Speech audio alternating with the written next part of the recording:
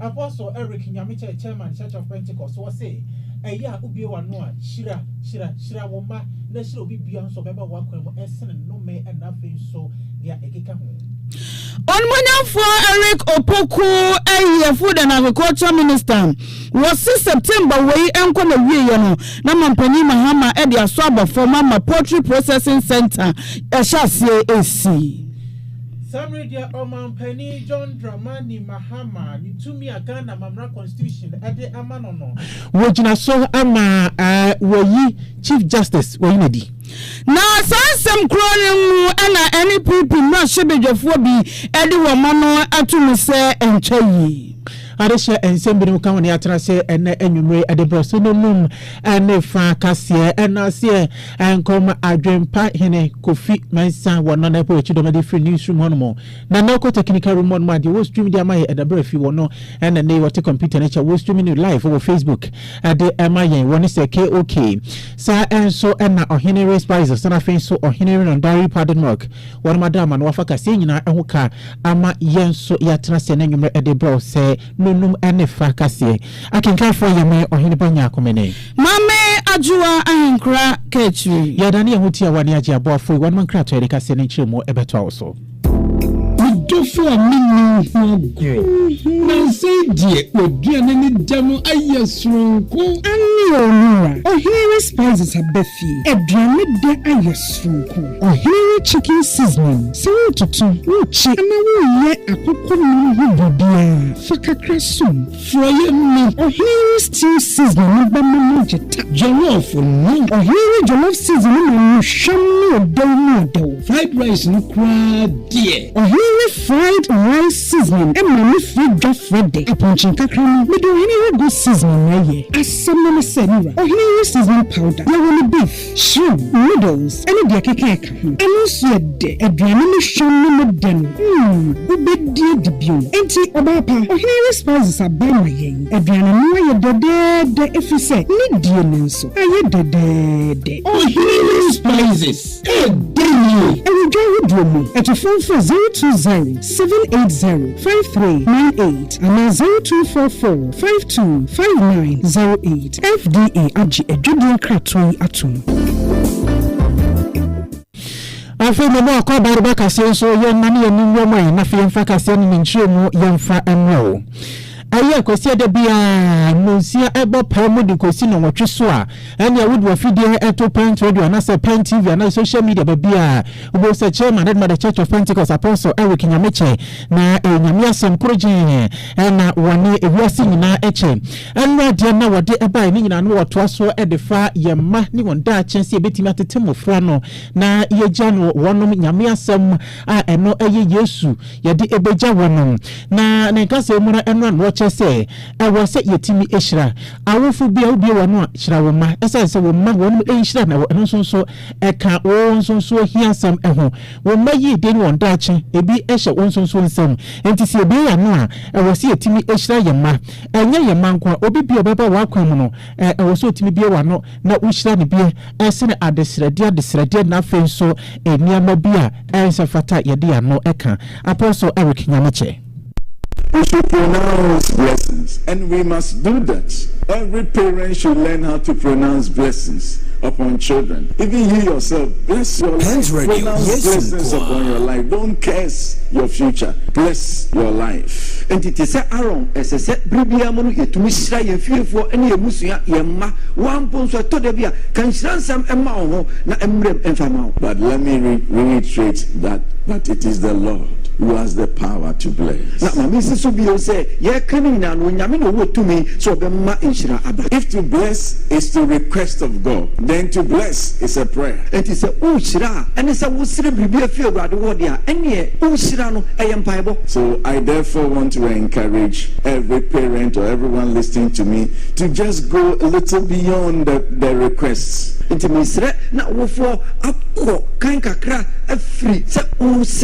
Now we need to take steps to do something for our children and the youth to obtain the blessings we desire of God for them. Na ya yebribi ade amma ye ma mabunu no ane mofra no se ne be ya wo benye nsira ye sere fi awurade ho ma. I mean playing your role. Na chese wo so wo fam dia wo mu no o ye. You desire that God blesses your children. O sere se awurade nsira wo ma. That is okay. Pent Radio. Yes, nkwa.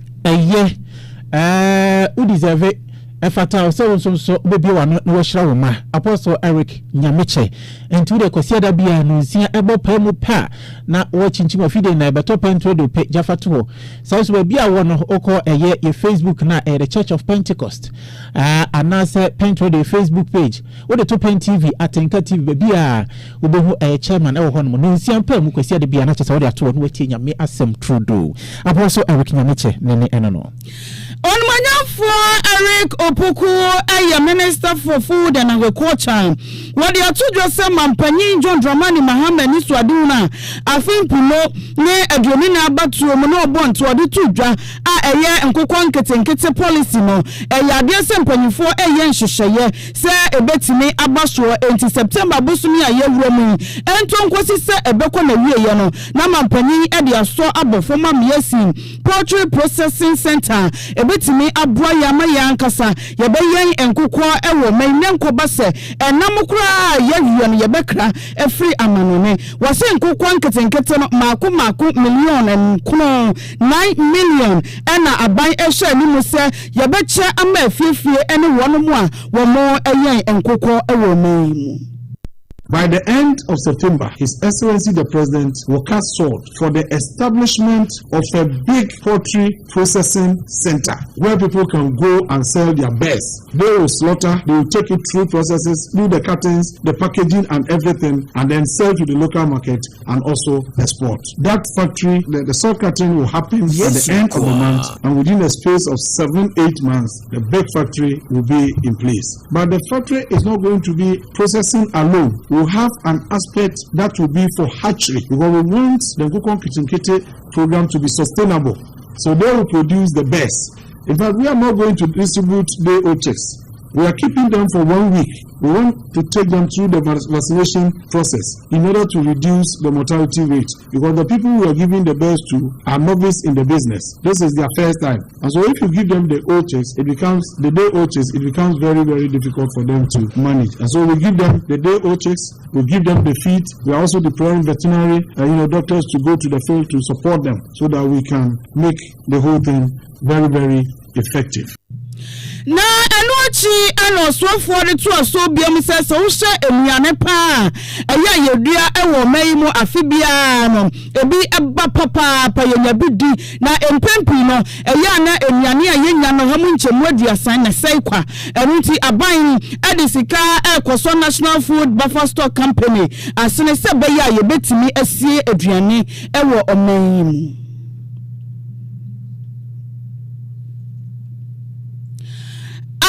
Yeshese yensa beka onimonyamfo Eric Opoku no na yabo ede amamo yensa nyanka yedie yento akase ne so mama fo ento so na yemunwa ensam hodo emwen ye share fias much bosumi ni na omampani John Dramani Mahama wote abodwokuo watch say nipa binom declare abetu nanim say Chief Justice Ma Megatruth awaba sabato kono mame na dwuma ensoni ne niam bia nkoyie enti yenyi na dia na se yentu na dia ade yentu na dia so na sa abodwokuo ya yeti yeno na che se wonum edwom tenani no no so Supreme Court Judge Justice Gabriel Scott kwamai wono na edasa committee ya na se abodwokuo no ano Justice Gabriel Scott de one manu disem dedikan akoma omampani John Dramani Mahama na ana Justice Scott actually say wono enya enkrata makoma be se empimdu adansi enkoa empimdu 10,000 ana wonom do so mo ye nhwehwemu adane daniania ansa na wonom babedu babi obodura na chese wonom anu disema edikan wode ekwa omampani John Dramani Mahama na ye kai we say we no enkrata nipa makoma yensa ede koma omampani ɛna baako pɛ deɛ ɛna wɔnom awia wɔde nanu di sɛm akɔma ɔmampani na ɛbra Justice Gabriel Scott kwaman wɔde ɛkɔma no na ɔkyɛ sɛ wɔnom so wɔnom ani so adimu na sɛ wɔnom nhwemu ɔyɛyɛ no wɔnom anu di sɛm ɛwɔ saa krataa nim yɛnkyɛ sɛ de osika no ɛbra wɔde kɔma ɔmampani John Dramani Mahama. As I have said above, 3 petitions were referred to us. And though all 3 petitions seek the same relief, each petition is distinct and subsists or fail on its individual strengths or weaknesses. Mr. President, without disclosing the substance of the proceedings, and since in-camera proceedings is not the same as in secret, we can state that in respect of the first petition, we received evidence by Mr. Daniel Oforo, the first petitioner, through 13 witnesses. Similarly, the Chief Justice in her defense called 12 witnesses, including expert witnesses, as she is entitled to do under the Constitution. The Chief Justice testified personally and was cross-examined. The committee received about 10,000 pages of documentary evidence from witnesses. There were 4 lawyers that represented the first petitioner, Daniel Oforo, and 4 lawyers represented the Chief Justice. Mr. President, after critical and dispassionate examination and assessment of all the evidence, including the expert evidence against the provisions of the Constitution and the relevant laws, we have, without fear or favor, arrived at a recommendation on the first petition. The recommendation is contained in the envelope which I now give to you.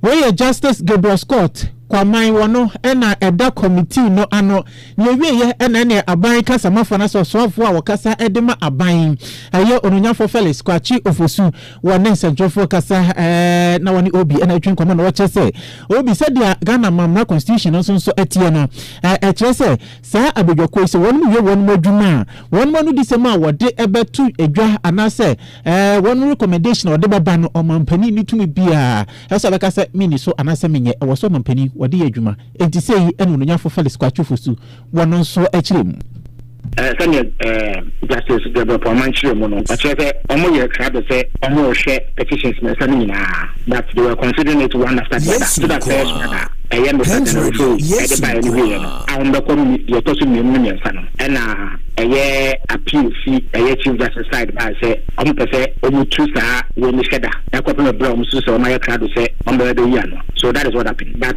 Sanya Sanchire mono each petition stood on its own merits so it was going to succeed or fail on its own merits. On the basis of Mr. Delofori petition of the choir, and I recommend it. Omushe movie, I was some penitentiary sana moy. Now we also say Article 1469. A some penitentiary say committee no the recommendation, but not only against Reba, I want to mount to our own to one. You know, as some can be say or do more against Reno, I mention a statement here about na eno hano no nyafo Felix kwachofusu no krokro mu wode to dwa watch say summary there ma me Gertrude Tokunu Chief Justice yayi na di na ne krata wasa ne nsaka no ne nsaka omampani atro krata na krata ne so wa kire die ntia yayi na di na no di sem nso so committee no de to dwa ne nyina wode ne nyina sha krata ne tisa media ma me Gertrude Tokunu ne nsa aka ne dismissal letter na say ne krata kire se yayi na di ne nsaka. I think it's fairness and natural justice demands. Penipa, Yadi Asama Bafano, and I'm on to it to say no, air costume. Yet, sure, command with strange here, a cobanisa. In the Menoka, I can confirm to you, the Omampeni letter, I can't still justice, and Omampeni issue warrants, a 2 class, a with one more. You see, in that letter to the Chief Justice, the committee's findings and basis for this action is clearly stated. She knows, Mr. But me media, and other which media trigger, 10 year constitutional, Abraham is sending to me. So, as a president, one of the most experienced public servants I work on. Why am I some degree? Why in the legislator? Why you be a Washington for 3 terms for a month for a work and I be a vice president and I be a president on 2 occasions. He is fully aware of the magnitude and weight of removing a Chief Justice. But constitutional rules, let's say, it is not about individuals. It is about institutional arrangements. And you say, ɔman ankasa twa to wɔ fiɛmfa nyɛ adwuma nti you may have your views, I may have my views, the president may have his views, but once the committee presents a finding ɔmampanin no ho kwan sɛ ɛwɔ bɛdi akyinyɛ sɛ wei no megye tom wei no menyi ntumi ntumi nyɛ, he cannot do that. But of course everybody knows ɔwɔ kurom ha Chief Justice in many paketua NGP Kakupa ni Mr. Ewabra Inaso another Emrabia enter ichi. Wey eyo swafo kasa edema aban onunyanfo Felix Kwachi Ofusu.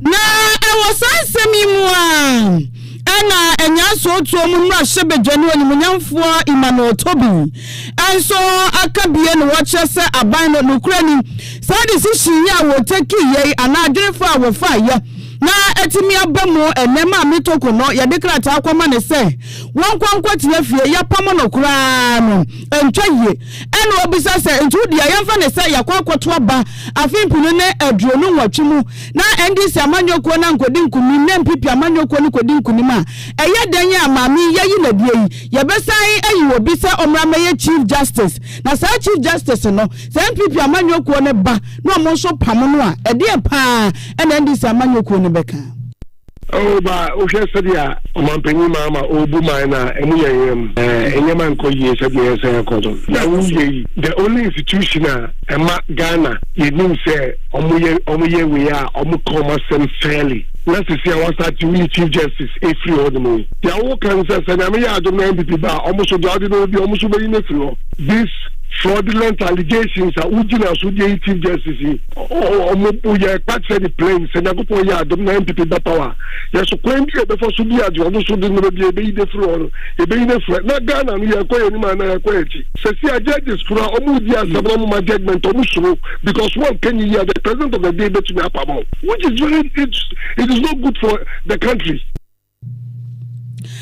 Anyway, ora Emmanuel Tobi na eno anso enam rahye dwani de ma omanfo won mo manhia south e ononyamfo na eje bafo ewua wo say dia anamo a aban atuo edefa Chief Justice hui yade a won mankasa wo kanto ho nti wa hyehye dada free bra ye beto abanyina no wo ma hyehye se womba Chief Justice ma won bepam no nti wo ma pam no na yade a wo makato nti sa mede wo mo me hwe yenim ne enko bo sha won mo hye Ghana fo edefa galamse ne kon ho na afenso ne Ghana ha no mo asebe ahensem yada ne eyema so twen no won mo hwe no won so no fema Ghana fo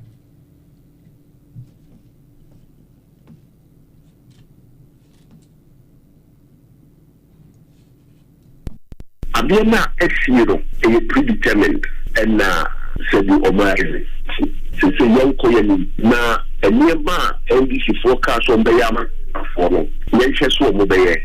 A dinner so much say so many vocal airline asem papa omuyena galamsino anomrasi time omupitu omukachire Ghana for say omuba declare state of emergency and say abino no declare state of emergency on galamsi omuba ebosumi koloni galamsi declare state of emergency. President Mahama eba parliament the state of the nation address or people to Ghana from down to Mabawa 2 million idiojumaye this is yes, will clear Momojuma, only no Momojuma, said the name correct 62 enterprises, no state agencies, na air power, Ubi, and many Ayaka say, tribal war, tribal conflicts are escalating all over Ghana. Living na Yaisha Kwaya, Yabefaswa, and also Omobe Brena said, Ubi, so Papa Tunia, and Sonic tribal divisions. Nano no nyamfo bafo ewua HSA atemu adwuma na nkasa so man hyeda amwa na wanhwa mudin ebekọ abakosemu se ma mega tutokum na wono Chief Justice atemuafo pani pa na asem say ato no na wohwa ye fa kuntuna se chinchim ne nsa na yapam no no wode na asem bedan atemu adwuma ko na modane mo chichire ne na mo so ma anye mo adwuma yie kra wo china bi no wanhwa abakosem so edmudin ebekọ Yenma's record will ensure say a Chief Justice and now the courts of the Republic of Ghana under the Constitution of Ghana, Article 33, Clause 1, or C, where a person alleges that a provision of this Constitution on the fundamental human rights and freedom has been breached, then without prejudice to any other action that is lawfully available, that person may apply to the High Court for redress. Chief Justice called Human Rights Court say human rights should be issued in the course of proceedings. Human Rights Court catch any only jurisdiction. Chief Justice called Supreme Court. The Supreme Court will file supplementary affidavit. Supreme Court file supplementary affidavit out on the basis that they flout to Constitution. Say a back justice bar when court will arm mama justice. And why the court refused or turned its back on the human, on the Chief Justice. This is Sebi, without losing the this is Sebi, we parking intuition anymore. Now, one here in Chimabeka say, Sebi, court will Sebi, yes, Constitution, O'Brien. We nana AJ Bafo Awa and Mashab Janid Maman for one out Malaysia South. Free Chief Justice in Semi Moy. Na free in Chemo Awa Apoya Manta Munyami Adumo Wachina. Ana akwatia by elections no ebekwo so na opanyina wono ene sha bato komisa adwuma no so ewo poye mantemo eyowura John apia bafo wode ato dwose abato komisa adwuma ku a ewo epoye mantem na ye ready pa wachina bato no wo mugina mu dendende wo muniema nyina aye krado na wo chire mu no ana wo chire se enipa ebekwo akoto aba no eye 52,328 Wamo any nipa wambekwa akwoto ba no ewo 119 polling stations afei electoral areas no eye 21 edwonu baako eno ena mbeto ba no moche se officers a womodu omako ewo 119 police stations no eye 484 womo ena ekwakwa ye ejima no returning officers eka ho presiding officers ka ho technicians and verification officers afa womo mbetete nkrata ama abatuofo no so eka ho ebia woche mu chese womo ballot papers ni registers ni nyina aye ready ochina no pamon so pepepe womo de beko police stations ahodo ni nyina. We've gotten all the material that we need for the elections. The ballot papers, we have received them, we've packaged them. The DVDs, the registers, and all other materials are ready now. So we are ready for tomorrow early in the morning. Then we do the distribution so that the election will commence as early as 7 a.m. as it is in the law. So we are ready. When it comes to our election officials, we have recruited 484 election officials. They are the returning officers, deputy returning officers, presiding officers, technicians, name reference list officers, verification officers, and ballot issuers. We've sent all of them to classroom and we've trained them on the electoral process. There are do's and don'ts. So I would say that they are also ready. So commission is ready for tomorrow's elections. So we engaged them. We had a DIPAC meeting with them here in Akwitia last Wednesday, and we discussed all the issues with regards to the elections. And they even pledged their support that they will also ensure that we have peaceful elections. In fact, we told them their do's and don'ts, the number of agents that they are supposed to send to the various polling stations, and the agent to be sent to the collation centers, and they all agree. So everything is cool. Ora John apia bafo paninkasi a wo hwe abato komisa adwuma no so ewo eproye mantem. Mame for enko na yadaso a ewo apayment mu akwatia nyame yadma wo china by election na ebeba so no na eno na info analytics one mo enhwe mu a wasan aye global info analytics say wo hwe mu a floating voters no dodo na won beto ediama abanyete akonwa so o kan floating voters na jese wo kire won mu a won hyede ni amanyuko bia afa na won de babio susu se eho no mo ye ma na se bebo mo eho na won ko no en wo che se sankrofo won mo hwe mu kire se won nyina wo beto ediama NDC abansan se won nete akonwa so openi contract for won na info global info analytics ano owura John apia bafo echire nsemimu. 10 electoral areas Akotia the top 10 most populated Winchi, Budia West, Kakrasi, Budia East, Penaman, Kwamukuma, Raman, Kusi, among Adams, Akumari, Winchi, the sum 49%. Last 3 weeks now, 4 weeks now, or 77%. Kusi, then Kumi, most of the food, on vote NDC, most of them.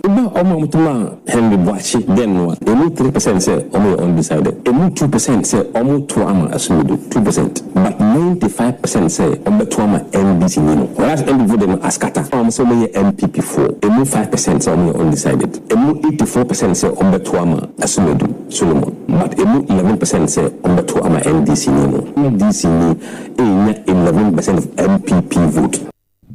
Yo, a global info analyst. One issue more were no Musa Ede Atu Ejano. Nana akumia sechi a otoso mieno jantu ahene wa kunfi. Nana kasa na nenkasa yemo ana woche se ebeya enkadehia ewo omayi mu nyina tinankonwamo mmode na wonfo mo emfa entitiye ene adesua mo efa ahinsie ene ahini ho wase mpempe no eya emabunu no dodo na akonwato na aduru na soso obedi a esa adwempo bia ya na wo mutiri mu fa ahini ho no eya na nhyeda enkoyie enti ado mo fa entitiye we mu a saadwene nyina betimi afuru wo mutiri mu afa so sakoba ni say yesi hina ubehuna abusua bi wasimi eyamedehia na aduru no so we so say eyamedehia na aduru no so wase santetiye ni nyina no ebebua ama yehu abusua ko a aduru wo mo dehia wase adu mo esi akonwa no so na nkofa menteme ho ase ama I hate it say Oferadze. So when it's true Roma, Kwambia do why Corbina and an so Oferona, so no Babiona, so be a deal Kuno. It is a your audition in the edition. That's a book as well. No, you was to the day. Babo about Sade. A year audition Kuno. Now, yeah, yet to see over there. Young audition open. It's a real no crowd where they are doing so many in the oh, I hear them no, to me. It's a motor thread there. One a go with you. One Mozinala or a Businala, one far year one, and you saw that there. Then the friend of better to home. In that time, maybe a woman say, you will be a chinny busy at the Casa, or the costume will be. And I would rather soon or the I must say, Ebba, that's in the percussion or the baby the Bishop, sir. Naturally, a tuna, a bobra, not a bo, or man who by the stream, now did you that monster where you move for so. Now, he didn't get the Mishas McCann, or I didn't know about him, or him, Bella, or I didn't family, or the more. The Bishop of myself, Capilla, Nadine, old that, a pure sir, open it, oh, really. It's a woman where them acquainted. The said the woman will almost see no do. No one to so one day or was it. Now, it's radio. You may not do my baby. Nana akumia sechi otoso mieno jantu ahene wo akumfini ne ena adehie yati asase awoso we eyamanane ensem ewo Afghanistan enra eye anajo ade echi enne na ma nipa bebro eye ahanwotwe 800 wo munyina ato nanom wonse do esan asase woso a the magnitude be 6.0 no enti sa asasi ewoso ye enra anajo be se du